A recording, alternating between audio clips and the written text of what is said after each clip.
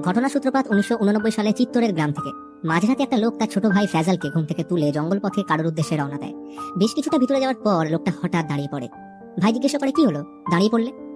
খেয়াল করলি চারিদিকে রাত পোকা আর ব্যাঙের আওয়াজ হঠাৎ থেমে গেল? এটা তখনই হয় যখন আশেপাশে কোনো বিপদ বা অশুভ শক্তির আগমন ঘটে। তারা ভয় চুপ করে দাঁড়িয়ে পড়ে। শুধুমাত্র নিঃশ্বাসের আওয়াজটাই শোনা যাচ্ছিল। তখনই তাদের থেকে কিছুটা দূরে বোরখা পরা এক মহিলাকে দাঁড়িয়ে থাকতে দেখে লোকটা তার ভাইকে প্রাণ বাঁচানোর জন্য পালাতে বলে নিজে কাটারি নিয়ে মহিলাটির দিকে দৌড়ে গেলে তখনই কেউ যেন তার পা ধরে টেনে নিয়ে যায়। ফয়জাল দাদা চিৎকার শুনে ভয় উল্টে পড়ে যেতেই তার সাথেও একই ঘটনা ঘটে। এরপর একটা বাচ্চা মেয়ে বৃষ্টির রাতে ছুটে এসে মীর চাচাকে এই ঘটনা জানায়।